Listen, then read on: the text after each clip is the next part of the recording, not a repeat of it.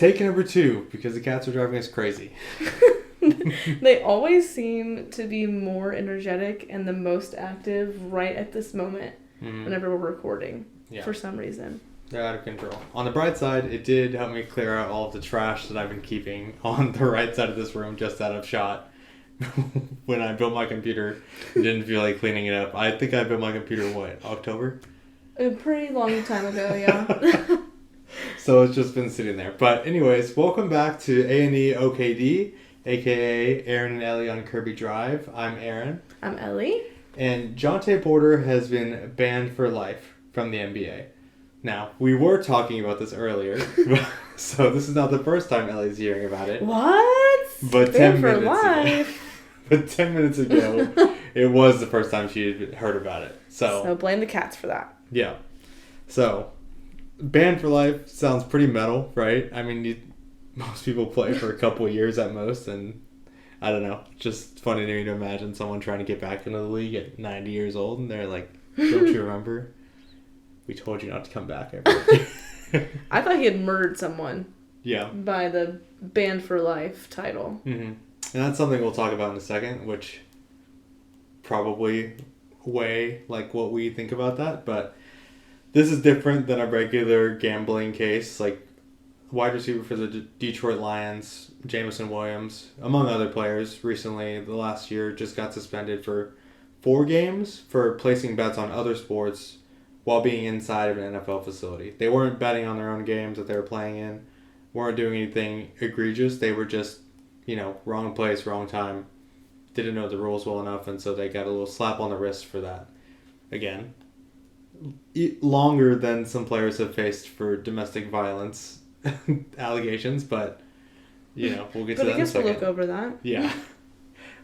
This guy, Jontay Porter, is a little bit different. Now, if sometimes we talk about players who you need a lot of background on to understand their full history, this guy, not really much history, just recently, either last year or the year before, signed a 2-way contract with the Raptors.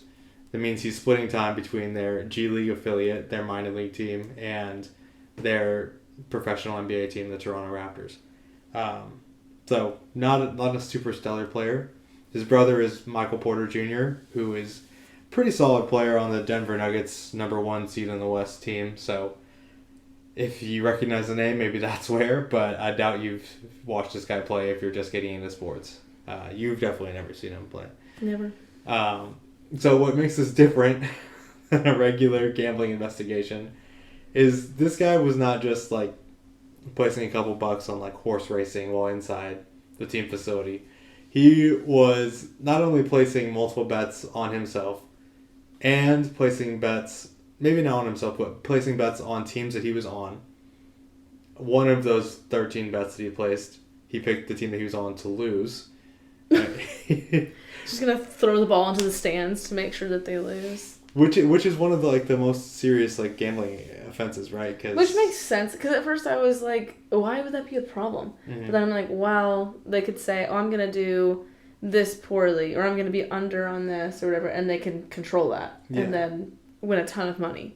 So obviously that would not be a good thing to do. Yeah, it's one thing if you pick your team to win, because then at least no one's going to say, you tried to throw, oh, he really tried to win the game because he was going to win money on it. And it's well, we all won, so. If he didn't put a bet on it, he probably wouldn't even try to win that game. So, So true. So it's not as bad if you were betting on your team to win, but he had 13 bets that were featuring NBA games on an online associates account. 3 of them were parlays. One of those, he picked the Toronto Raptors to lose. Now, he didn't bet on any games he played on. He played in. He himself did not bet on those games. But some of the other parts of these allegations are, there are a couple games where he did not disclose injury information going into the game, which we also talked about, not really knowing originally that, when players, before a game, teams will often release an injury report that lists players as either available and active, questionable to play due to some sort of injury, or out with whatever injury, and then usually a detail of what that is, so that you would think, so that fans know they can prepare, maybe don't wear that guy's jersey for the day, other teams can be aware of who they have to game plan for. Yeah. At least that's what I thought. That's what I thought. Yeah. Mm-hmm.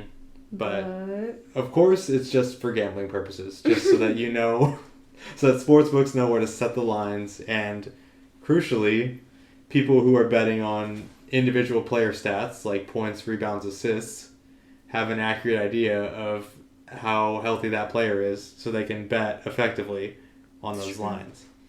Now, this guy Jontay Porter was giving confidential information that was not disclosed on an injury report to people outside of the organization, so as to increase their chances of winning on prop bets like this. Now, it's a pretty stupid thing for him to do, personally, because when I open up Sleeper, all of the things that are advertised are like Tyreek Hill over under this many yards, Christian McCaffrey over under this many yards. Yeah. Is like Nikola Jokic gonna have this many assists? I don't think they're advertising the Jontay Porter special. Like, is he gonna have plus higher or lower 2.5 points? I don't think so. 2.5. Yeah. Well, they set them like that so you don't push, right? So like you either get 2 or 3. So you win or you lose. You don't tie. Makes sense. Yeah. So a lot of lines are split like that. So. In Obviously. case you don't know enough about gambling, I don't personally know that much about gambling. I don't really gamble often or in any significant quantities, but I don't typically partake in gambling either. Yeah, but I'm too who scared knows? It's such a risk. Yeah. Which is the point. Yeah. But you could say it's a gamble. You could say it's a gamble. A gamble that I'm not willing to take. Uh-huh. Yeah. So that's true. Unfortunately for this guy, he was willing to take that gamble. Gambling a lot more than just the money he's betting, right? Because we are well aware that these are the consequences of this kind of activity. So the league was notified of these things because with the rise of legal sports betting, there is more regulation throughout. You're not just dealing with bookies like Shohei's agent was, or translator was, who are like illegal bookkeepers just dealing in the shadows. Like, people are watching over these people. There's been spikes in betting activities surrounding him. It says that in late March, after Sportsbook noticed irregular betting on the over-under on the reserve center statistics in 2 Raptors games. So in both of those games... Centers. Yeah, right. Reserve means he's not going to play. So why are you betting on him? Yeah, who cares enough to bet on this guy? If you are betting the Jontay Porter lines, there is a hotline that you can call. I think that's... Yeah, he's that down bad. Yeah. But in both of these games, he exited after only playing a few minutes. So, that combined with the unusual amount of betting activity on his lines is what tipped them off to start investigating this guy. Which again, if there's investigators for this, maybe don't do something that is sure, take your gambles, gambling isn't, called gambling for, or without a reason, but don't be stupid. Yeah. If you're trying to do something like this and you're if you're Porter and you're I can make myself some cash, it's not really the way to do it. Mm-hmm. Maybe know that people are this is the NBA. Mm-hmm. People are watching this and they're going to see there's a little spike in here and they're going to investigate it even if it's nothing. Yeah. Just to make sure that it is nothing. Mm-hmm. So. Yeah. So, without looking at the screen right now, how much do you think he won in total from all his betting? He plays 13 total bets on the NBA.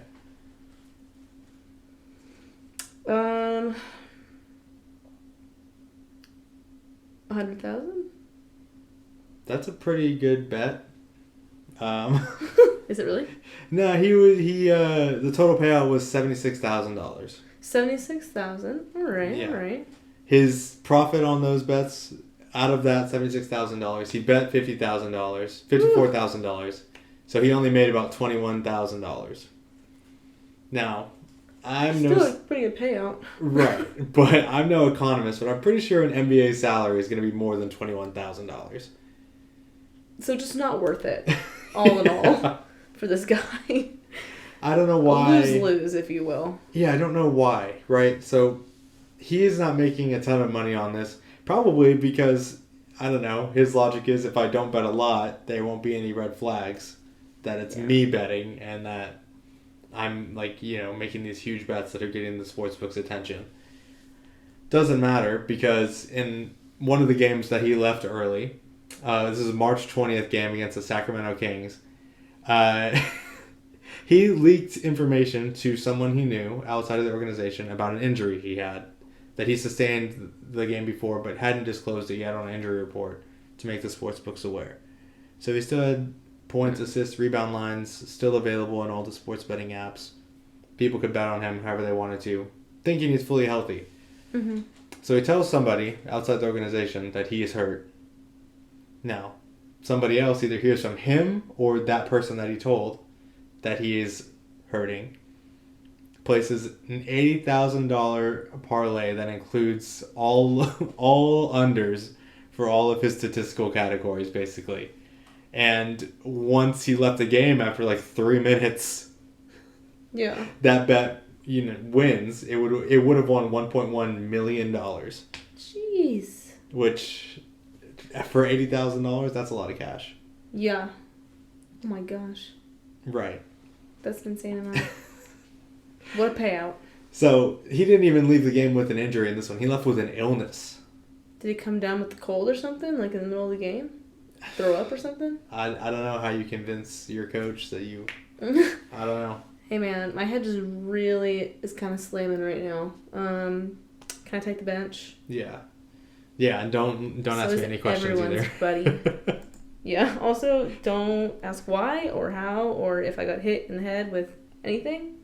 Yeah, so to make sure that the bet hit, the league found Porter pulled himself out of the Kings game after just 3 minutes, claiming he was ill. Oh, pulled himself out. Yes. Ooh. Yikes. So, from January through March, before that, he was splitting time between the Raptors and the Raptors 905, which is their G League affiliate. He placed 13 bets on NBA games using an associate's online betting account. And although none of those bets were on games he played, he did bet on the Raptors to lose, which again is one of the big no-nos in sports. He was betting anywhere from $15 to $22,000. Oh my gosh. Which, a $15 bet that's going to cost you your NBA career? No way, man. That's crazy. I can't imagine. Yeah, I can't imagine. And this is like, people quite literally dream of going to the NBA and like work their whole lives to get there. And like, you made it. Like, you did it. Mm-hmm. Even if you're like not a starter or you're just a reserve, like, you could say you're an NBA player. Mm-hmm. And you just throw it away because you're like, I could make a decent amount on this if I play my cards right. Yeah. When I get paid more as an NBA player itself. Mm-hmm. But let's see what I can do. No. Yeah. That is a gamble not worth taking. Oh, yeah, it just makes me sick to my stomach. So again, there's another spike of interest in betting on the under on several Porter stats ahead of a January 26th game against the LA Clippers. He played just 4 minutes before leaving the game with issues related to an eye injury suffered earlier in the week. He finished with no points, 3 rebounds, and 1 assist, all under the lines sportsbooks had set for his statistics.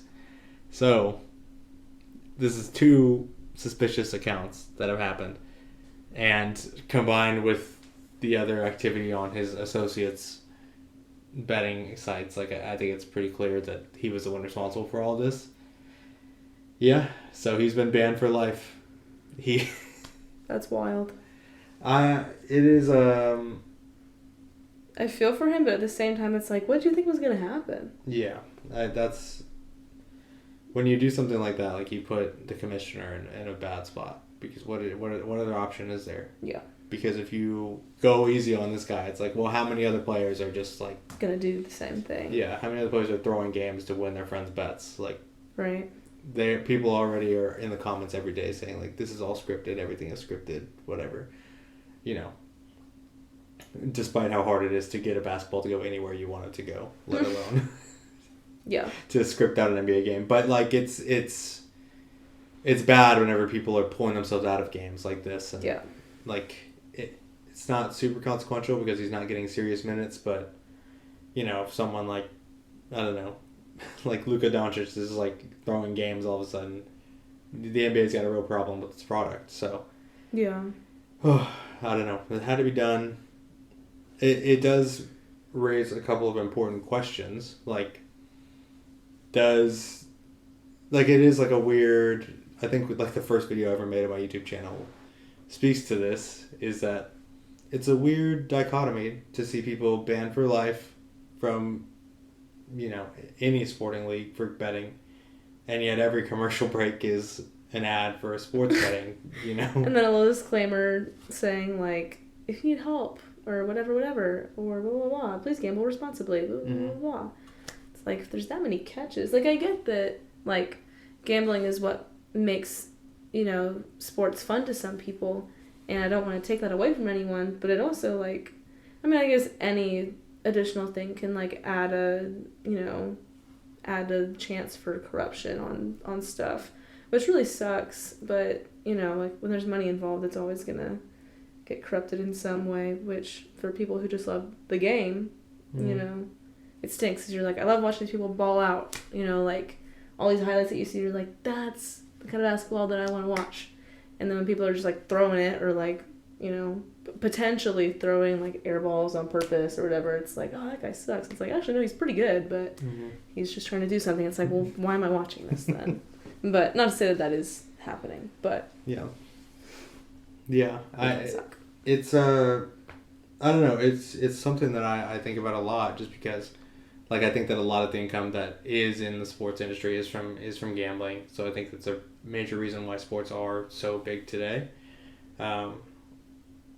So I'm constantly torn between, like, introducing, like you said, all these confounding factors of, like, all of these people who stand to gain money by a game finishing a certain way. Like, the more people that stand to lose money because of something, the more chance there is for something to be corrupted. But also, like, I played in, like, pickup games at the A&M, like, rec center. Dudes are cheating for no reason. So, like... At an intramural level is crazy. Yeah. So, like, there's all... it's a tricky thing to manage, because at the same time, like you said, like, there's a lot of incentive for people to abuse the system, but at the same time, there are people who just cheat in a no stakes, like, pickup basketball game just because they just like to cheat and, like, want to win. So I don't know. I think that is the other thing that you mentioned, how people are saying, like, half of the ads are basically disclaimers, like, we know that this is ruining, like, a lot of people's lives. So, like, we do have to put in this disclaimer that takes up literally half the screen. Yep. The NFL... Or half the ad in time. Yeah, right. Like, I mean, the NFL was running ads with Kurt Warner that weren't ads for anything. They were just, like, advocating for safe gambling practices. 30-second ad slots given over to Kurt Warner to be like, hey, like, the game is unpredictable. Like, set limits. Don't, like, spend... Gamble your life away. Yeah, like, if you need help, call this number, everything. And it's like... I don't know, like, are we doing enough? Like, is that good enough for the NFL to feel like, for the NFL, the NBA to be like... We did all we could. Yeah, I mean, we gave them the number, I don't know. Like, no one called for some reason. Yeah, but like, also, well, this next ad, put $5 in, you get $6,000 in bonus bets that you can't withdraw until you place all those bets, so... What a funny order those ads are in. Yeah. Anyways. But that also brings up the biggest thing in this thing, is that before he was signed to his two-way contract, Jontay Porter had placed over 1,000 bets from his personal account. Oh my gosh. So clearly this man was already ill, and that's why I feel a little bit bad for him, because it's kind of the same thing as, like, any other type of addiction, where people will see it and think, like, what's wrong with you? Like, you're ruining your life. Yeah, let's just stop gambling. Yeah. Like, you're making a conscious choice to do this. Yeah. You know? Mm-hmm. But, like, addiction, like any other thing like that, is an illness, you know? It's a sickness that can take over someone's life. Yeah. With them not having much control over it, other than seeking help and getting treatment for it, you know? Yeah. Yeah. So, I was really sad in that way. Mm-hmm. Poor guy. I hope he does get some help. I mean, I hope he does, too. I think it might be too late to matter, right? But I think that, like... Yes. Who knows? I think that this, like, this attitude towards gambling in the NBA where it's like, okay, like, we're going to push this as hard as possible, try and cover everything behind us the best we can with just like a disclaimer, and then take like a no mercy approach to people who are gambling within your league is like, I don't know, who knows if this guy, I feel like maybe there should be some space within the NFL, NBA, MLB to have places where if you do have a problem with gambling, you can come receive treatment and you don't get banned for life from the league, you know? Yeah. They don't have to make it a public thing. They just say, okay, like, whatever, like, you're going to go through this program, we're going to work with you on something. I don't know. Something like that. Yeah. And, you know, like, I don't know. There's always room for, like, abusing any type of system. So, you know, you would hope that people wouldn't use that as, like, oh, well, I need help, let me do this, and then go through it, and then go back and be like, oh, well, this was just my way to get out of trouble, and then do it again, type deal. So it's a complicated thing, but hopefully there will be something that, you know, maybe like a lesser punishment, you know, not like life, maybe like years, year, Yeah. 2 years, 3 years from playing, because you're only in your prime for, I mean, like, whatever, look at LeBron James, but you're normally only in your prime for a little while. Yeah. So, you know, it would just suck to, like, rob someone of that just because they have a problem in that way. Yeah. That they need help for. Yeah. I think sentiment online is what's really confusing me a lot.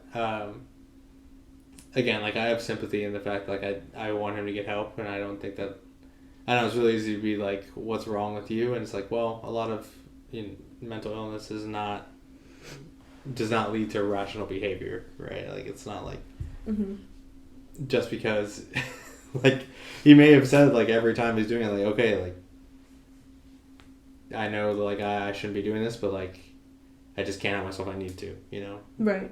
And that's that. But again, like, people in comment sections are like, this is ridiculous. Like, people very anti-ban for gambling.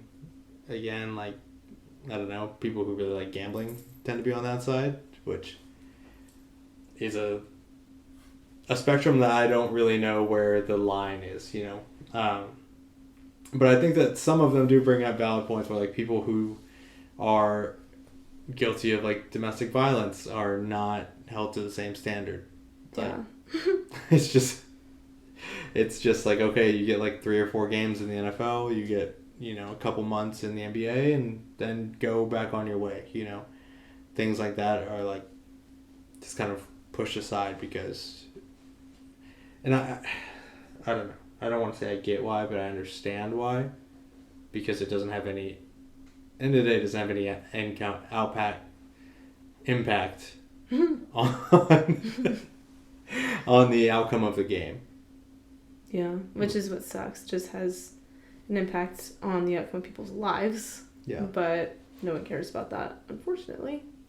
So, yeah. It just kind of sucks. It's easier to just kind of, like, push under the rug and be like, oh, well, we slapped him on the wrist. Yeah. So he won't do it again. And everyone will forget. Except for the person who was affected. Yeah. So. Yeah, and I mean, like, you could make the argument that the NBA only has a responsibility to protect the integrity of its final scores, basically. So you say, okay, you're going to come in here and you're going to cheat, we'll punish you. But, you know, it sounds horrible, but maybe the NBA's stance is like, if your wife lives or dies, like, as long as you're not cheating, like, it doesn't really have anything to do with us, does it? You know, like, kind of how it feels sometimes. Yeah, I mean, that's how I feel like, certainly how the NFL approaches it, right? Like, they don't care at all. Allegedly. Sorry, Roger. But, I don't know. I am just very confused by all of this, just because there's not really one clear answer. I mean, in an ideal world, like, the government would handle, like, you can't play if you're in jail, right? Like, so. Yeah, but they don't go to jail. Yeah. So, I don't know. So, yeah, we don't want to talk about that anymore. We can talk about something fun and funny. Yay! Fun and funny. Something that happened over the weekend was the Masters. Scotty Scheffler won his second one. Cool. That's good for him. Congratulations. I don't want to talk about that. I want to talk about the funniest thing that could ever happen that has happened at Augusta this weekend. So, if you don't know anything about the Masters, it's played at this very prestigious golf course, and they'll send a sniper to my house if I continue to be disrespectful, but it's played at Augusta National, which is basically like if golf itself is the most elitist, like so self-sucking, like ridiculous sport that there is on the planet, Augusta National is like a shrine to that. It is very, very, very, very, very like this is the pinnacle of sport, and we are very reverent in this place. It almost feels like the Catholic Church of sports. Like, it is just, like, first of all, no running is allowed on this property ever. Better not bring your kids. Yeah. It's a very funny, it's a very funny rule to enforce for adults, right? Right. No running.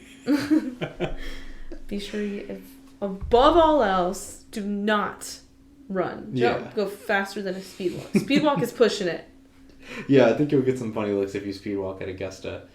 But they collect your electronic devices when you go in for the Masters. Which is wild. I can't believe that it's like school. Mm-hmm. Not crazy. Even. It's like church camp. That's fair. These tickets are already like exorbitantly expensive. But also, anyone caught buying, selling, or handing off tickets within 2,700 feet of this place can be charged with a misdemeanor. I don't really know why, but like... They don't want just anyone going in there. I but guess. Also, like, if you're 2,701 feet away, like, you can just sell them fine? I don't get it. Like... That's the magic number. Maybe there's like a line or something. I guess they don't want people like outside, like, you have people outside the stadium, like, I have tickets. Yes, that doesn't look very good. Yeah. If you do that. Yeah. So, I guess that makes sense. Yeah, you can only re-enter twice a day. Now, keep in mind, people play golf from, like, sun up to sundown, so... And it's a multi-day tournament, right? Mm-hmm. Yeah, so you buy tickets for the weekend. I assume you can leave at night, and then come back in the morning. And that's, like, that doesn't count against your, like, leaves. Yeah, but every day you can only, like, return into the grounds twice. Is there a bathroom there? I imagine it's like it's like a country club thing. Okay. It's weird, like, golf is, like, one of those sports where, like, you think about, like, NRG Stadium, you can't just, like, go in there, you know? Like, Minute Maid Park, you can't just, like, walk in and be like, oh, yeah, I'm just going to use the baseball field today, like, I'm a member here. But, like, all of the golf courses that are on the PGA Tour are, like, just golf courses in your neighborhood. Yeah. So, it's weird to think about, but, like, there are people who are members of Augusta who can just play there. That is pretty crazy. Yeah. Now, not very many. They are very selective, almost to the point where, like, if you want it too badly, you're, like, being too thirsty, they'll deny you. I think there's something like 300 members total. Jeez. Like, Warren Buffett level type of people are the only ones that are allowed. Oh, my gosh. So, very selective group. Winners of this tournament, you receive a green jacket for the Masters. It's a very prestigious title to be a Masters champion. Mm-hmm. You receive a green jacket. You get it put on you by last year's winner. Right. And you get to keep it for 1 calendar year, and then they come and they take it from you. What if you win again, like 2 years consecutively? You just put it on yourself? I think the commissioner gives it to you. So okay. High praise. Yeah, right. But also, like, the commissioner is just some random guy. It doesn't have to be someone who won. But you can just wear the jacket out, but they're very particular about how you present yourself in it. It's like, I think someone got in trouble last year for wearing it with jeans. Like, you basically have, like, the world's worst HOA, like, monitoring your jacket usage is what it essentially comes down to. I just wouldn't wear my jacket at that point. Which would kind of suck. Yeah, but you only get it for a year, so. True. What if you, like... What happens if you, like, tear it or something? Do they like, keep up with that jacket? Like, is it, like, between years, like, restitched or, like... I mean, and what if someone's a different size? Is it the same green jacket? I imagine they have them, like, hung up or something, like Lombardi Like different- trophies. Okay. Like they make a new one every. I don't know how it works because they have like. Maybe they just have like green jackets of many different sizes on deck. Yeah, that would have to be how it is. Yeah. Or maybe they just have to be good with a loose fit. Yeah. They will get vaguely the right size. Mm. And then maybe they get it fitted later. That doesn't seem like their vibe. It feels like it has to be a pretty good fit. Maybe all the people that are playing get sized. Mm. And then they make all of those sizes. Because it seems like they wouldn't have the money for this. Yeah. It's not an out there thing to suggest. But then they have all of those on hand. Mm-hmm. And then they just burn the other ones. Or maybe they keep them for future years. Yeah, maybe so. But people change throughout the years, so maybe they do burn them. Probably. That would make sense. That would make sense. I wouldn't put it past them. Feed them to the horses or something. Yeah. So, this is like, again, spits in the face of what I feel like sports should be, right? Something that unites everyone, and like, I'm all for ceremony. Like, I love like trophy presentations. Those are fun. I think they're a lot of fun, but I think that like gatekeeping, like as a main tenet of your sport, is not super. I don't know. I've just never been able to get into golf. It does feel very kind of exclusive. Mm-hmm. Very like, oh, you have to kind of be good though, to even want to try to do this, to like get into the sport, and then like of course like getting into all this stuff is like. You got to be a certain type of person to get into the sport, which kind of goes against, which is low-key kind of problematic. You have to be a certain type of person to be able to go to these events. Mm-hmm. But I guess I'll turn my head. Yeah, so it is very, like, I don't know, it's just, like, dumb to me, which is probably, like, a really, like, I don't know. I'm sure there are some, like, sports purists who are, like, no, like, Augusta is, like, the pinnacle of sporting excellence and stuff like that. And it's like, Augusta's only cool because it's Augusta. Yeah. And because, like, someone a long time ago said Augusta is cool. And so we're just going to, like, do things to continue to further, like, our image, our brand, and our brand is exclusivity. So we're just going to continue to be as ridiculous as possible to keep up that image. I guess. And I mean, some people really enjoy golf. They really like golf. My uncle really, some of my, like, childhood memories of visiting, like, my uncle. Or we would go to his house, and it'd be a beautiful day outside. He had a beautiful house in Austin and outlooking the hill country, and he would just have the golf channel on and light coming in from the windows, and it just was, like, to me, like, perfect golf setting. Mm-hmm. You know, and he had, like, a cup of tea in hand or whatever, and just sat and watched it all afternoon. And that was always like his thing, like, oh, Uncle so-and-so's watching golf. Mm-hmm. So that's always what I associated him with. Yeah. And he loved to go and play golf and all that stuff, so. Yeah. There's nothing wrong with golf. I just have a problem with Augusta National being like, our burgers are $2, so we're pretty cool, I think. Dang. $2? Yeah. That's kind of good, though. Yeah, it's fine. But, like, they have, like, you can order from Augusta, like, get it shipped to your house. Like, this random, like, golf course food. Oh, really? Yeah. I didn't know that. Because they're like, oh, isn't the, like, wow, the food must be so good. It's so cheap and, like, it's so good. And, like, you can order it straight to your house and get everything. I'd rather just get a McDonald's burger, TBH. That's exactly the problem. So, it is so funny to me. So, every year, right, this place is very exclusive. You can hardly play there. Then, like, after the Masters happens, it gets shut down for the year, basically. It's only open in the winter. So, you would think golf is played when the weather's nice. It's not there. It's, like, it's open. Gross. Up until the Masters, which just concluded last weekend, and then it's closed for the rest of the year. But, interesting. The Monday after the Masters, which concluded on Sunday, 3 media members who are covering the Masters will be put into a lottery. And then if you win, you get to play around at one of the most prestigious golf courses after, like, one of the most prestigious tournaments in all of sports. And so it is so funny to me that one of the people that got selected this year is Julia Westerman. She's a sports reporter for a Wisconsin news channel. She has never played golf before in her life. And she's reporting the Masters? She's just like she's from a small news channel. She just does sports reporting. Oh. So, like, she's there because, like, the Wisconsin news channel that she works for is not going to have, like a golf correspondent, you know? So she just goes to cover the Is she, like, the first one that's never played golf before?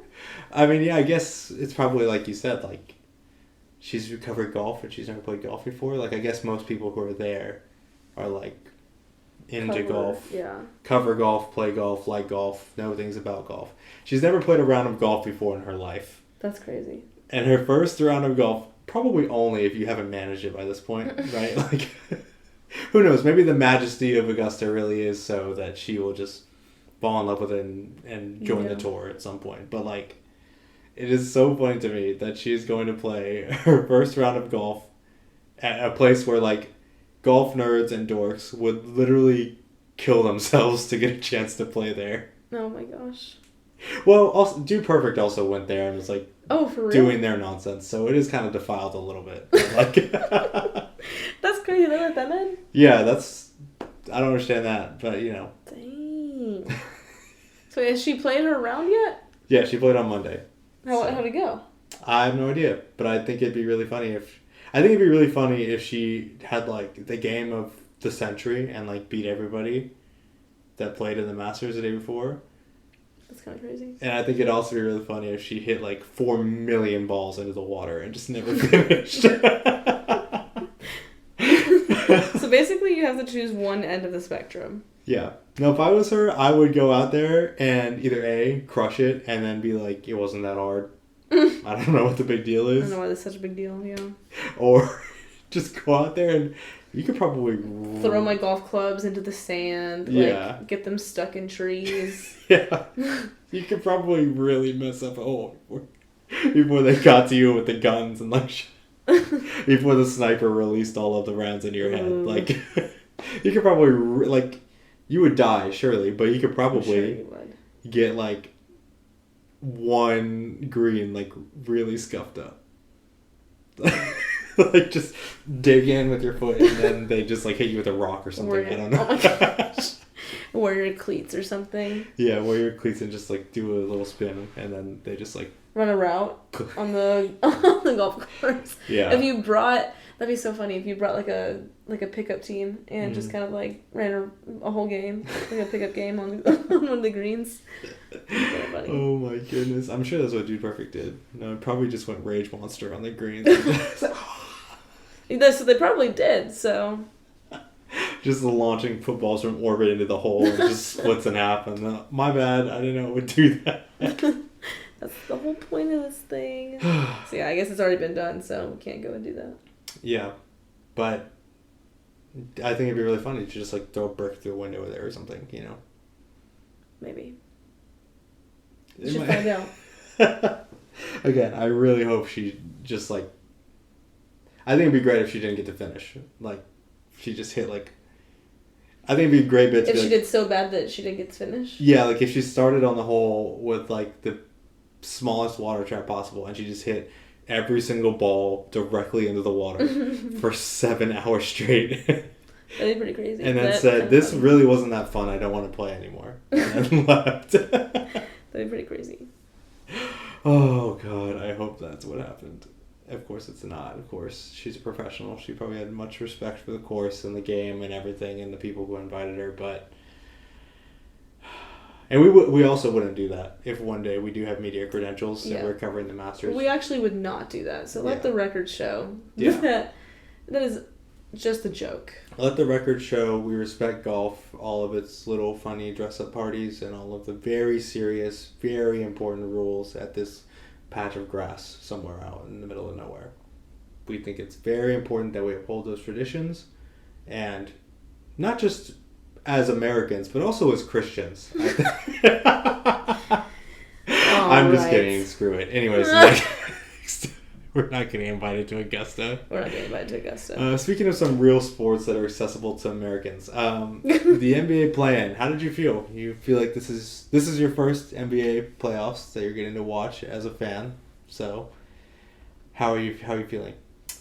I feel okay. I paid more attention to the Golden State game. Yesterday. No, that one was kind of like I don't know, it was kind of sad because like growing up and like being in high school, like all I've known, like I've always just heard like, all right, Golden State's going all the way or whatever. Like, oh, you're going up against Golden State. Ugh, well, it was a good year for you. All right, but now they are not as good as they were, and kind of is like weird to see like, oh, it's gonna actually be like a tight game, or like, oh gosh, like it's not really looking like it's gonna be a tight game. You know, and hearing like, oh, Klay Thompson is kind of bad. Like, oh really? He was kind of good like a few years ago. But shows how much I pay attention to basketball. Yeah. But yeah, that one was kind of like, wow, weird to the Kings. Yeah. It's kind of crazy. Yeah. So, thumbs up, thumbs down on playoff basketball. So it's not playoff basketball yet. Play in. Yeah. Basketball. Yeah, I think that they would like that to be abundantly clear that this is not yet playoff basketball. Not yet. I'm also glad that LeBron made it in. As much as your glorious king LeBron. The glorious king LeBron. And Anthony Davis is on that team too, right? The Lakers. Yeah. So far pretty good. It's very like, I don't know, you can really like see the crowd get into it, and that's what makes it like kind of electrifying. Like, oh my gosh, they're on a run. Like today when the Bulls were on the Bulls, right? Chicago Bulls were on a run, and they just like kept on going. Kobe White went absolutely crazy. And it was like, oh my gosh, they're unstoppable. Literally, and the crowd is like only making this worse for Atlanta. Did I say unstoppable? Unstoppable. Unstoppable. Emphasis on bowl. But yeah, it was kind of crazy. And it's kind of fun to watch. Yeah. Yeah, so tonight, when you're listening to this on Friday, you'll have the Pelicans taking on the Kings. Zion got hurt at the end of that game with the Lakers. They were tied 95-95 at that point. They ended up losing. He is out on Friday as well, so Sacramento is going to, I don't know, have a fighter's chance to sneak in as the 8th seed. Philadelphia eked out a win today versus Miami. Miami is going to take on Chicago, who beat the crap out of the Hawks. The East is so ridiculous. I don't even know why. And it really wasn't even I don't know, they were ahead like the whole game, and then it got really bad towards the end. Yeah. So I don't even know why they bothered. Both those teams had losing records, so ridiculous. Yeah. But yeah, so that's our coverage of the NBA play-in. We'll talk more whenever the playoffs are set, and we get to watch some of the guys play for a longer series, and we can really break it down. Do you have any predictions for how the game's going to go on Friday? Both of those games are happening on Friday? I'd like the Lakers to move on. Well, the Lakers are already in. What? Oh. Yeah, so the winner. I forgot that the other game, I forgot the Golden State game was win or go home. Yeah. So Sacramento and Golden State were the 9 and 10 seed. Whoever won that game plays the loser of the 7 and 8 seed game, the Lakers and the Pelicans, for the 8th seed in the playoffs. The Lakers won, so they get the 7th seed. So they play So Sacramento is playing New Orleans on Friday. Gotcha. And then Chicago is playing Miami. Gotcha. I don't know, the Bulls are gonna go crazy, I believe. Okay. I feel like Kobe White's on a roll. Bulls fanatic. Well, maybe I'll get there. Right now, I'm just a believer. Okay, just a believer. Believer. Oh my gosh, please. Yeah, like Shrek. Okay. So, speaking of basketball, we have to talk about the WNBA Draft, because turns out neither of us know ball very well. I just happen to know ball a little bit better. All right. Yeah, the Wings did not make the call. They didn't make the call. So, the Sparks picked second overall. They did pick Cameron Brink, but didn't count because it wasn't the Wings. So Embarrassing. So what'd you get, a half point for that? No, I didn't get any points. The most embarrassing thing, I think, is that we both picked full first round mock drafts for the WNBA. We literally... we both got number 1 right. Obviously, Caitlin Clark went first overall to the Indiana Fever. Everybody saw that coming, you know. Yeah. She's going to do great there. She's already, like, moving up the odds for Rookie of the Year, MVP, and, like, finals appearances. So, it may be a little premature, but we'll see. She is that good. But, yeah, Cameron Brink went to the Sparks, and Camila Cardoso and Angel Reese went to the Chicago Sky. So I did see that, yeah. That's going to be a crazy team. Yeah, I don't know how you're going to get a rebound against them. But the saddest thing about that is, again, we only got the first overall pick right. Seriously? Ellie did not get a single other pick right. Well... And I nailed Aaliyah Edwards right there to the Washington Mystics at 6. So... Nice. Really, it was just 1-0, because Caitlin Clark was always going to be a free space, like... Or a bingo card. So, I got 1 out of 11. That kind of sucks. Ellie got 0. So... Dang. I think the biggest thing that threw it off was that 9 and 10 were 2 players from France that were not really being come on, guys. Why didn't we throw those guys in? Yeah, my favorite thing is you picked what's her name? You picked Jessica Carter to go to the Liberty, didn't you? And she did go to the Liberty. She just went a full round later. Gosh, dang, can I get a half a point for that? No, you cannot. Well, actually, you can. Nika Mule. Yeah, she went to the Storm. I did see stuff about that.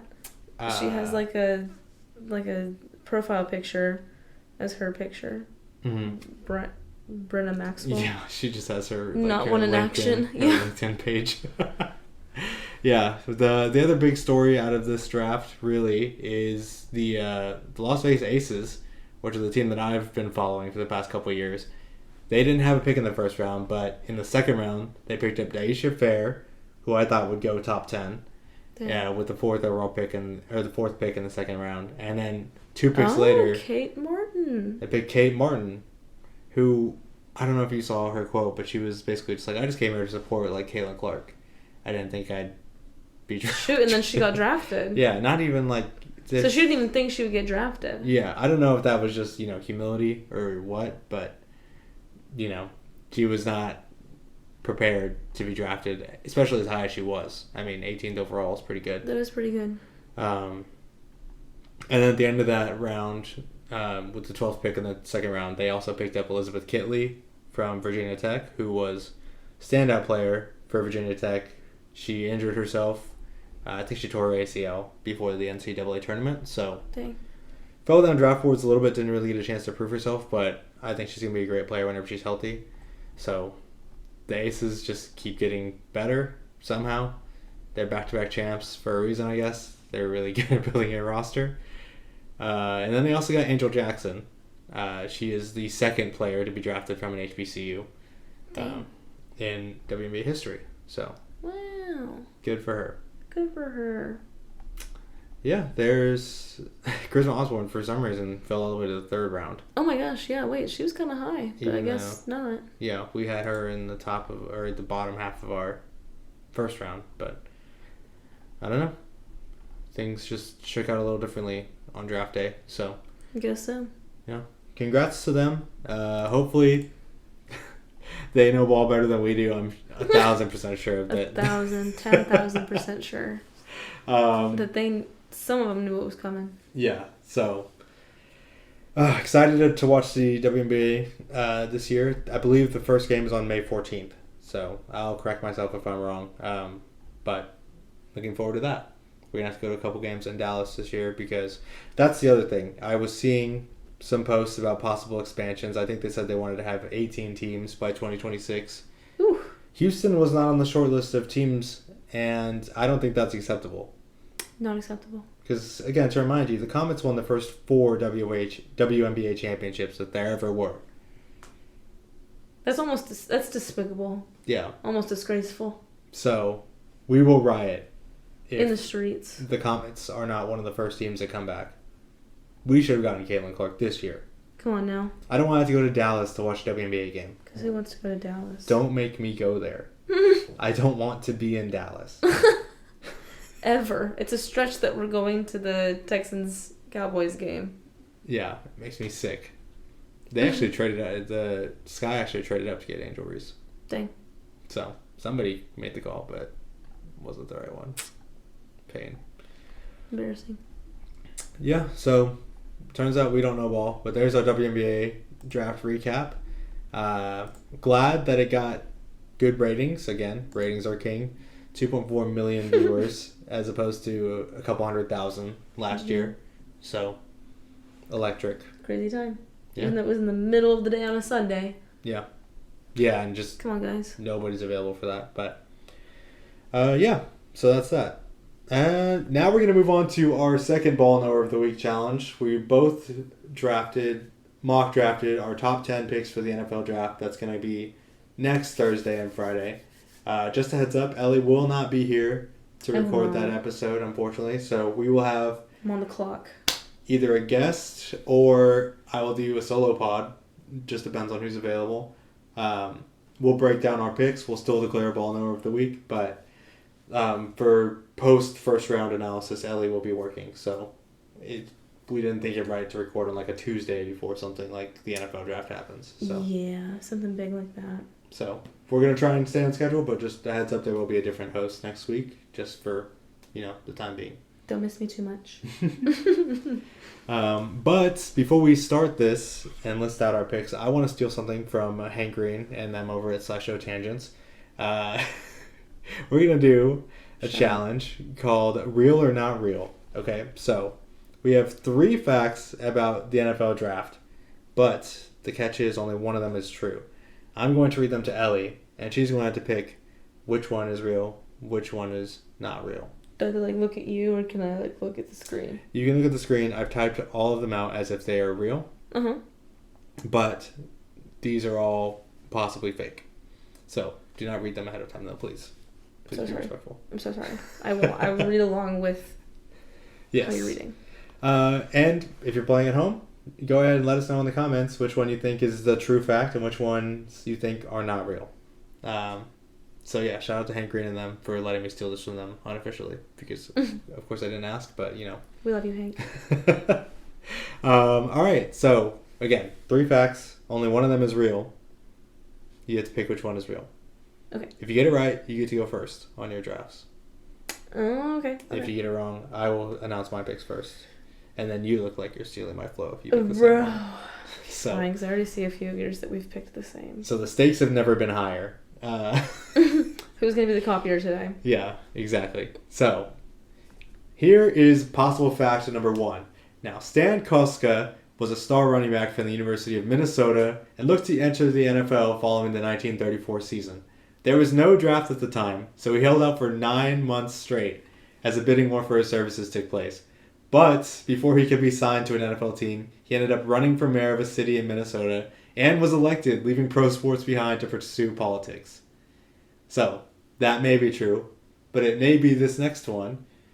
Possible fact number 2. Jerry Jones and the Cowboys brought the 2002 NFL draft to a screeching halt when they submitted their draft selection 2 full picks before they were slated to make their choice. Oof. Only a last-second catch by the commissioner prevented the Cowboys selection from being spoiled at the podium. That sounds like something the Cowboys would do.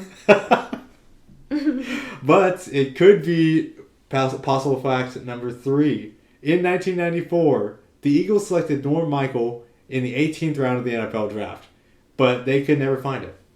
Norm. That's the fact. Why would you name your child Norm? That's what you have a problem with in that story?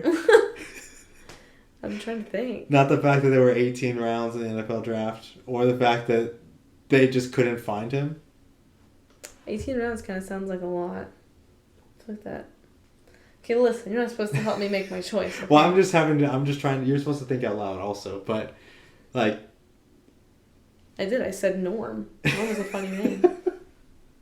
Norm Michael? Yes. For background, the NFL draft is now 7 rounds, so 18 rounds is ridiculous. Now 7 rounds? Yes. How many people were going to... They don't have the room on these rosters. Yeah. When was the NFL started? What year? 1920 something. So they were like 20-ish years old. Yep.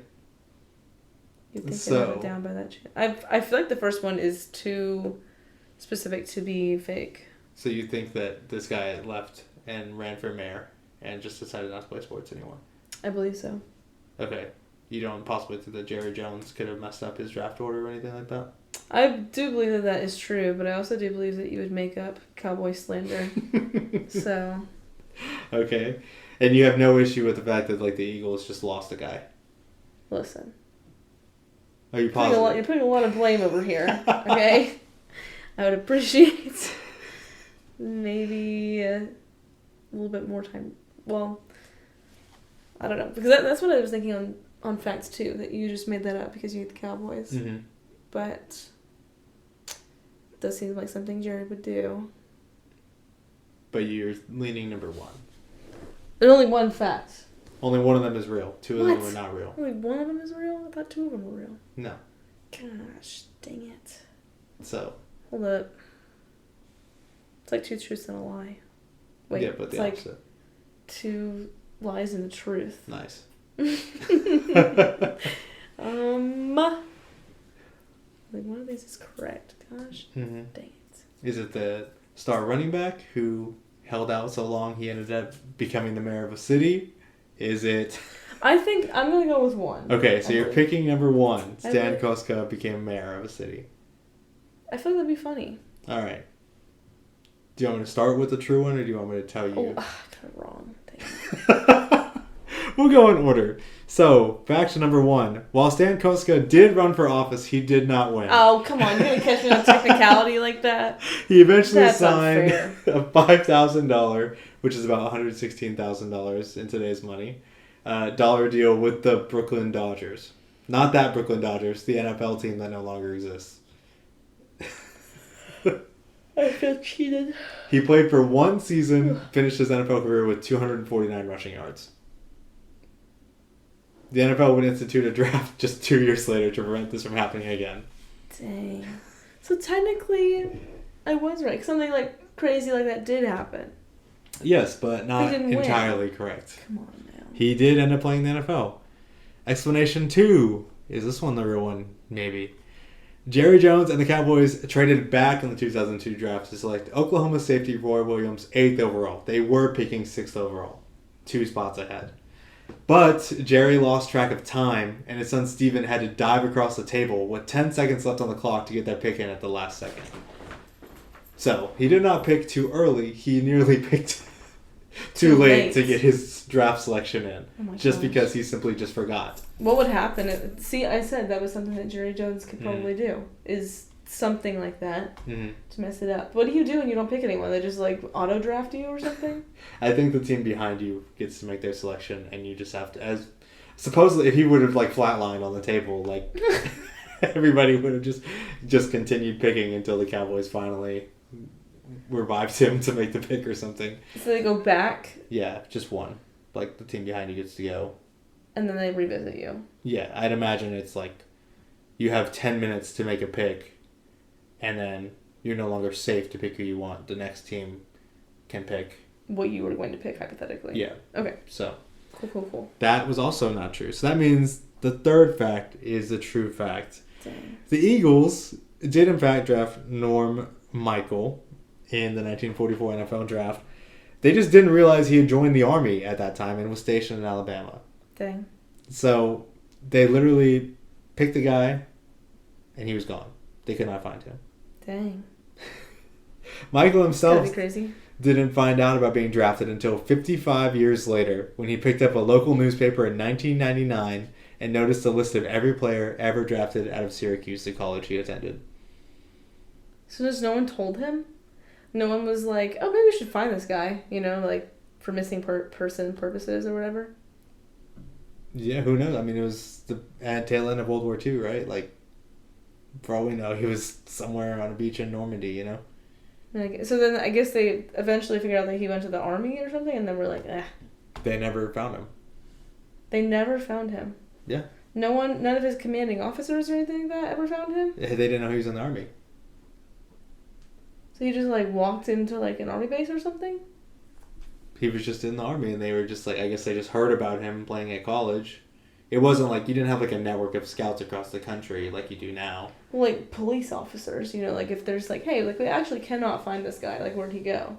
Well, he was an 18th round draft pick. Like I don't think they were like. Or just like if someone went missing in general. I'm sure they tried to find people, but like, I don't think it would be different if he was like on the Eagles team and he just didn't show up for work, and they're like, where did he go? But back in those days, it was literally like. Context: the first NFL draft, the third guy drafted was named William Shakespeare because people thought his name sounded familiar. So that's crazy. He never played it down in the NFL. Second overall pick, got drafted, got traded, went to the owner of the new team he got traded to, demanded a $25,000 salary. The guy said no, so he just quit and went to go like work in like a rubber factory or something, like an industrial trade. Please. Because you could make more money doing that back then. That's fair. And like, especially in the 18th round, like you're drafting guys who just probably don't even bother showing up because they're making more money doing something else. Gosh dang. So they probably looked for like a day or two, and they were like, he's not at Syracuse, so I don't know where he is because it's 1944. We have no way of knowing where anybody is. Like, crazy. I don't know. I heard he was at Syracuse. That's the last you heard of him too? Oh. That's pretty wild to me. From a human aspect, not from a sports aspect. Yeah, well, again, I don't think like the Eagles were like, hello, police, we need to file a missing persons report for this person. They were just like, oh, somebody who... Like, it was probably just as likely somebody slipped them a fake name than like then they drafted someone who was like seriously in danger and like gone somewhere. These are all concerns to me. These are all... It was like, the 40s. We were about to drop an atomic bomb on Japan. Like, they didn't care about where this guy was. Man, this is really upsetting. Now I feel bad for Norm. No one cared about him. And thank you for your service. Oh my goodness, yeah. Anyways, you get to pick first. R.I.P. Norm. Yeah. So, I don't have a lot of explanations here. We can talk about it a little bit, but I think... I just went by, like, needs of the team. Like, what was the team's greatest need?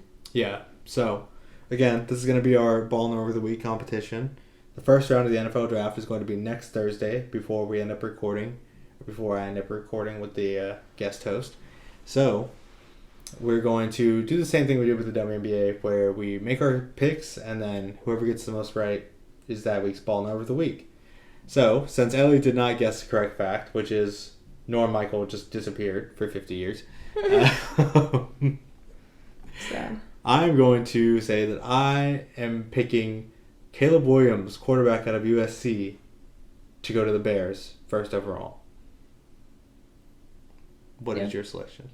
Oh, we're going selection by selection. Sorry about that. Yeah. Hold up. Yeah, I picked Caleb Williams as well to go to the Bears. Trying to steal my flow. Listen. Unacceptable. Yeah, I don't think there's any question about that. I don't think there's any question there. Yeah. Big Cat would be good to hear that one. Yeah. Would be happy to hear that one. Second overall pick, the Washington Commanders, the Commies. I think they're going to pick quarterback Jaden Daniels out of LSU. Yeah, me too. All right. I was thinking quarterback, and he's the next best thing, so... Yeah, I think that also... Their whole team is like... I don't know. Both the Bears and the Commanders just needed a severe help. So they really just need to start from the ground up. Yeah. Which kind of sucks for them, but gotta do what you gotta do sometimes. Mm-hmm. They need a lot of help, but this is probably going to be the best help they can get. Yeah, especially with RG3 playing for the Redskins back in the day. Like, I think that's kind of like the same archetype that Jaden Daniels is. So, yeah. I think that the people in DC are used to that kind of presence at quarterback. Just hopefully they can fix the field in time to not end up the same that RG3 did. So, yeah. Pick number 3, New England Patriots. I have them selecting Drake May, quarterback out of UNC. Again, they also need a quarterback badly. Although I heard that Tom Brady might also consider coming back. What? So.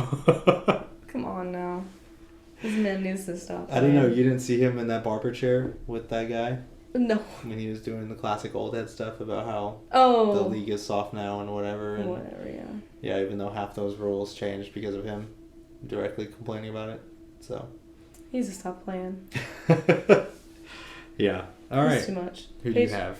I have Joe Alt, Okay. offensive tackle. Sorry. Yes. No. Yeah. Offensive tackle. Okay. Thank you. Interesting. Because they needed some help on the O-line. Mm-hmm. So, gotta get one of the best. That is true. I think there's a lot of people who are. They do need a QB. That's. Mm-hmm. I mean, they have Jacoby Brissett. He's not terrible. He knows the system. Terrible. He just gets hurt all the time. Poor guy. So yeah, maybe get him some protection. Yeah. Take a shot at the quarterback next year or something. Yeah, if you can protect your quarterback, then maybe they can actually do something for you. Mm-hmm. Yeah, I think that quite a few people would say like build.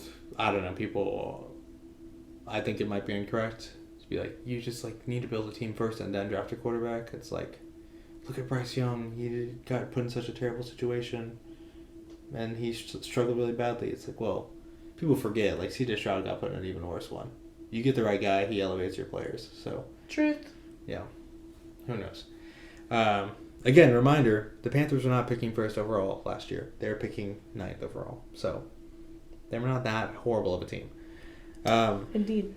4th overall, I have the Arizona Cardinals selecting wide receiver Marvin Harrison Jr. out of Ohio State. Sorry, the Ohio State University. I'll do you that one solid, CJ, and that's about it. Yeah, only for CJ on that one. Only because we love CJ. Mm-hmm. I did that one too. That's a no-brainer. They need a wide receiver, and he's the best one right now. Yeah, best one in a while. Yeah. So that's kind of a given. I'd be shocked if they didn't have him.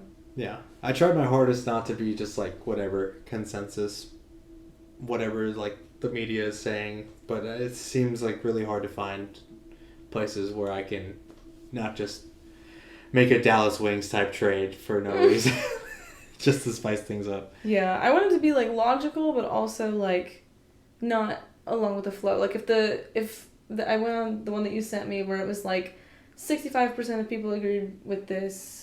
You know, like in their mock drafts, or like 18% people agreed with this in their mock draft. And it was like, if it was below 50, I tried to find like another person that would meet their needs as well. Mm-hmm. If it wasn't like highly wanted by the rest of the public. So that was kind of another factor. I see. Speaking of, at 5th overall, I have the Vikings, and this is something that I was considering back and forth. The Vikings traded for the Texans' first round pick recently for a second round pick in next year's draft, which they used to trade for Stephon Diggs. So clearly the Vikings are planning something, because I don't necessarily know if you trade a second rounder next year when you're going to be very bad for a late first round pick this year, just to pick late in the first round this year. I think they're probably looking to package both of their picks to go get a quarterback early in the top of the draft. I wouldn't be surprised if they moved up even as far as like second overall to get that done, to have their pick of the litter. I don't think they're getting Chicago to move out of number 1, but I don't think so either. But I like they could. But to get JJ, sorry. No, and not necessarily to pick JJ McCarthy. Like that's just who's going to be there at 4 and 5, I think. So I have them trading into the 5th slot with the Chargers, who need a lot of help. Part of me can see them taking Malik Neighbors there just because they have nobody on their team left. I mean, they traded Keenan Allen to Chicago.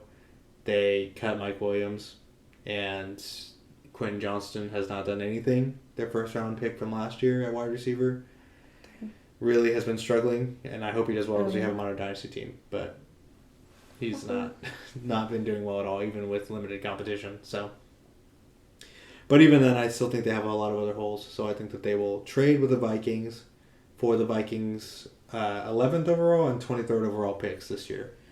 The Vikings will move up to 5 and take quarterback J.J. McCarthy from Michigan. I have the Chargers taking Rome Odunze. Okay. Wide receiver. All right.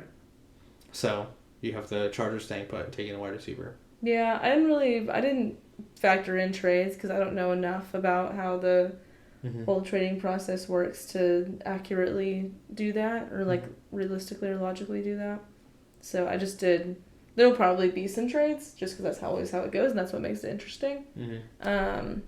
But so I'll take the L on that one. Yeah, I mean, I think that if I'm Justin Herbert, I'd want them to do that. Yeah. Because I think that I think he's probably sitting there all offseason watching receiver after receiver just get like kicked out the door and thinking like, well, what am I gonna do? Yeah. Poor Justin. So yeah, either wide receiver or tight end Brock Bowers there would also make sense. 6, I have the New York Giants taking wide receiver Malik Neighbors from LSU. I have the Giants. I thought about this. I went back and forth so many times on this because the Giants, like, number one need is not super clear. Like, they just need a lot of help. They need a lot of help. No, there's no help coming because they paid Daniel Jones so much money. Yeah. And he's just not that good. So, with that being said, I've noticed, it's just been a terrible season, and they do not give a crap about Daniel Jones. So, no one cares about that man. They put him in the worst situations possible. So, I went and said that they're going to pick Drake May. Okay. QB. Yeah. Yeah, I think that's a good... If they can get a value like that, I think they would make that move. I think if JJ McCarthy is the only thing left there for them, I don't think they pull the trigger, because then you're just stuck with... I don't know. Sort of the same situation. But... Yeah. Yeah. Drake May's a good pick there. Really dug into my brain for that one. Yeah, I don't know what they do. Because, like, yeah, if you have someone as good as Drake May there at 6, but hope is not coming for that contract. Anyways, 7th overall pick, I have the Tennessee Titans taking offensive tackle Joe Alt from Notre Dame. Okay. I'm along the lines of saying that they... Or, like, I'm with you saying that they really do need an offensive tackle really badly. But I have them... I already gave Joe Alt to the Patriots, so I have them taking... Olu Fashanu? Yep. What do you call... What is his nickname? Is his nickname Olu? Olu, yeah. Olu? That's cute. Olumuyiwa Fashanu from Penn State. Yes. All right. Yeah, that's one of the things that they'll probably... Even if Joe Alt is still on the board, they'll probably go back and forth all day about that. I did. I was like, I don't know. They said that Olu doesn't like... his running game is not, like, fantastic. So... I mean, the Giants' running game is not going to be fantastic, period. So... The Titans? Oh, sorry, the Titans. Same. Yeah, they're going to be terrible. So... Yeah, they need other help as well. But they also just need this. Yeah. They probably need pass protection over anything right now. They can take it or leave it in the running game right now. But yeah, because Will Anderson did a number on them last year. Yep. At 8, probably one of the most boring picks in the draft. Not for the player, but I feel like everyone is just consistently mocking outside linebacker Dallas Turner from Alabama to the Falcons, and that's who I've picked as well. That's who I picked as well. Yeah. I went back and forth a little bit on that, but I knew they needed an edge. Yeah. Jared Verse could also slide in there from Florida State, but... There wasn't very fantastic things to say about him, though. Yeah, I think that he was very highly ranked coming into this year, and I think that he just didn't have...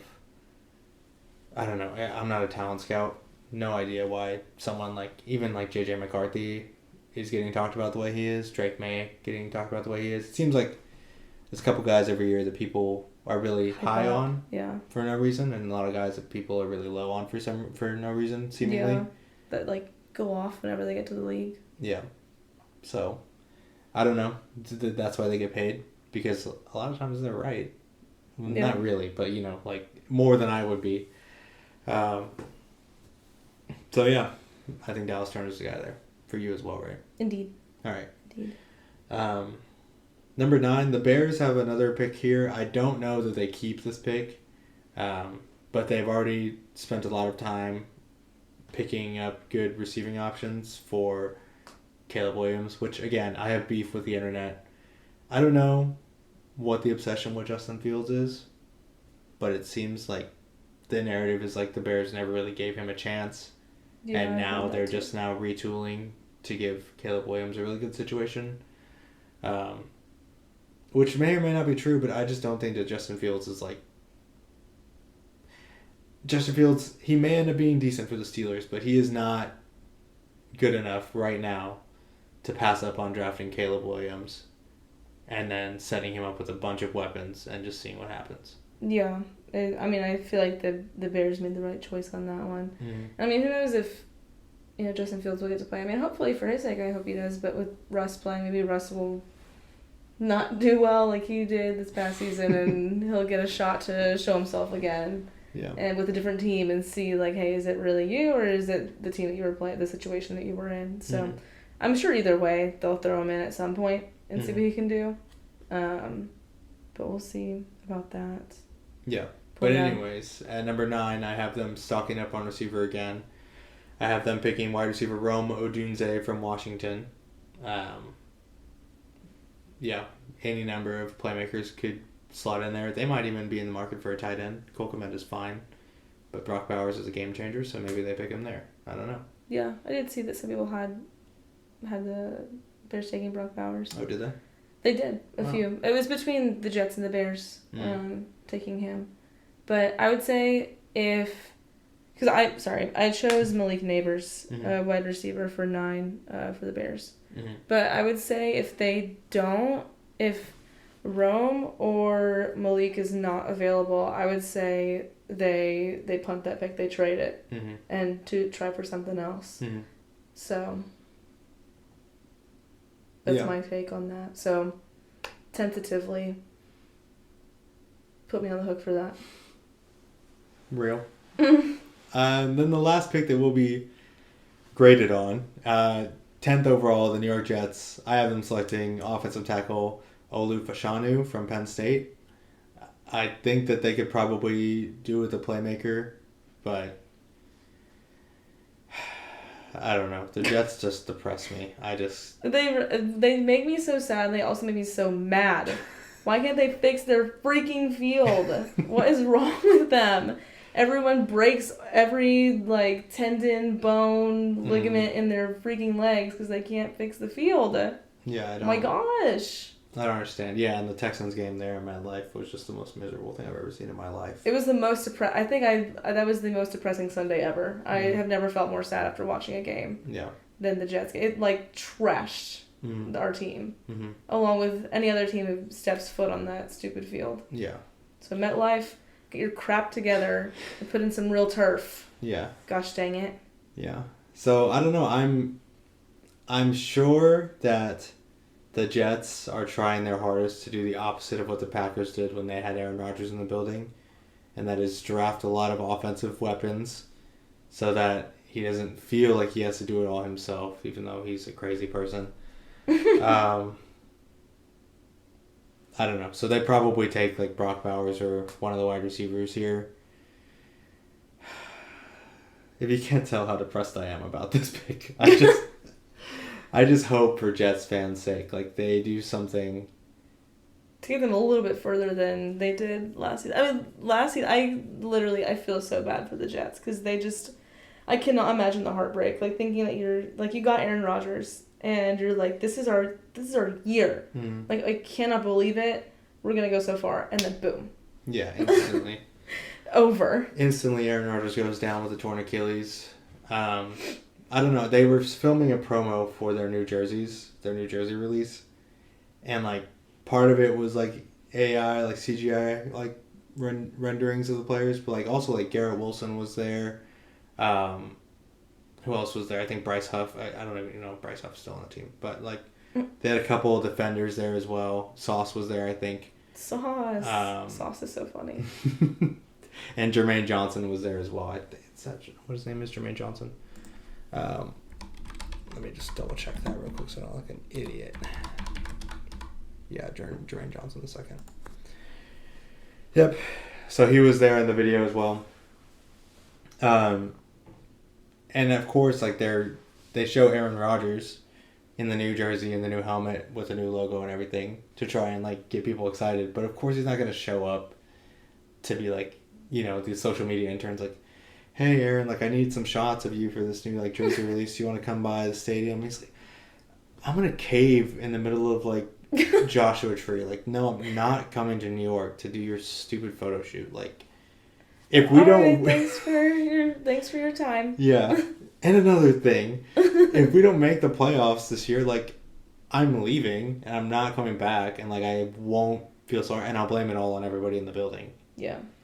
So, like... I can see that happening. I can feel the Jets front office wanting to make a splash pick there with the skill position player to try and appease Aaron Rodgers, give him all the tools he might need to make a run.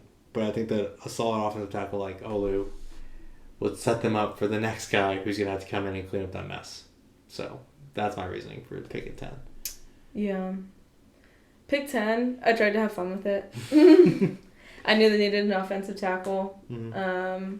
It's just a need, I'm sure, for all the reasons that you said, appease Aaron Rodgers.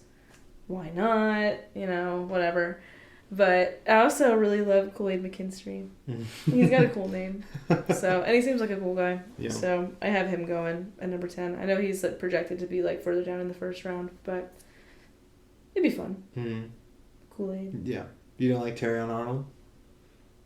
You remember the guy who was talking about his mom? Wait, which one? Terrion Arnold? What was he saying about his mom? I forget now, but I showed you that video. Like at the combine, he was talking about how like his mom, like Oh, I think so. yeah, like you know, a lot of guys say that, but like he was talking about how like his mom made it possible for him to be able to play every Sunday and stuff like that. So that was really sweet. Mm-hmm. I do like heartfelt stories like that. I like when these guys are like good guys. Mm-hmm. I don't know. They get into this because they, I don't know, all the sacrifice that they gave, all the dedication they have to the sport, you know, how much they want to like just do with the sport, but also like help others get into the sport. Mm-hmm. It's very sweet. Yeah. Anyways. Yeah, so those are our 10 picks. One last question I have for you. We'll close out with this. What do you think about people saying not to draft Caleb Williams first overall because he paints his nails and he cries? Bruh. That is the most soft thing I've ever heard in my life. Y'all need to get over yourselves. Touch some grass. Breathe some air that's not inside your house, please. I'm begging you. Let the man do what he wants to do, okay? I painted my dad's nails when I was little, and I thought it was super cool that he let me paint his nails. So, a man putting some color on his fingernails for a moment, whatever.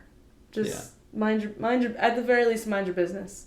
If you're gonna think poorly of it. And crying, believe it or not, it is an actual human emotion, which is crazy. And believe it or not, men are humans as well. So men should be able to cry. Yeah. And I don't understand why it's so like frowned upon that he went to go cry with his mom. You have no idea what he's been through. You have no idea his relationship with his mom, and you're like, this guy's such a baby. Oh my gosh, like he cannot be in the league with acting like this. Like, okay, I'd rather him like express his emotions and go and like kill someone, like all these other guys who build up their emotions go and do. You know, at least he has an outlet to go and like talk these things through with in his mom. So if anything, you should be happy because he won't be a criminal. Hopefully, one day, there's less of a chance that he'll be, I don't know, trouble for your team. So let the man do what he wants to do. If he's doing well, building up a good culture, let the man cook. So it sounds like you didn't really have an opinion on that. That's good. Yeah, but I mean, it's whatever. Yeah, I agree. I think you're weird. Why are you as a man concerned about what someone else is doing with their fingernails? Yeah, why are you worried about that? Yeah. Yeah. Crazy. Also, he may allegedly have a pink phone, so be careful. What? Oh my gosh. Yeah. But we're excited for the NFL draft. Texans do not have a first-round pick, so we won't get to talk about what they're up to on Thursday night. Maybe. Who knows? Maybe they trade back in, and we have a lot to talk about on Thursday that Ellie will unfortunately not get to be a part of. Pain and suffering. I'm so excited. This makes me so excited for football season. This is like my bread and butter. Like I love football. Yeah. This is what got me into it in the first place. Yeah. Into sports in general. Yeah, we talked about it earlier.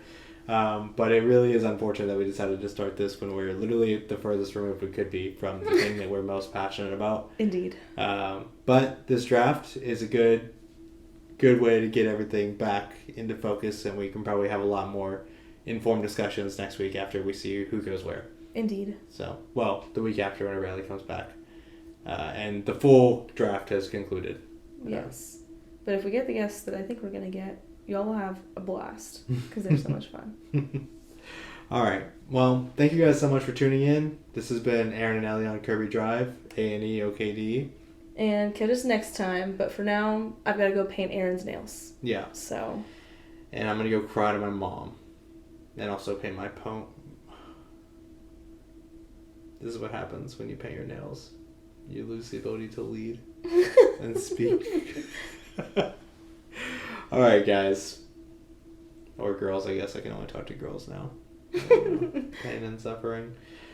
We'll see you guys next week. And hopefully your NFL draft goes well for you if you support a team.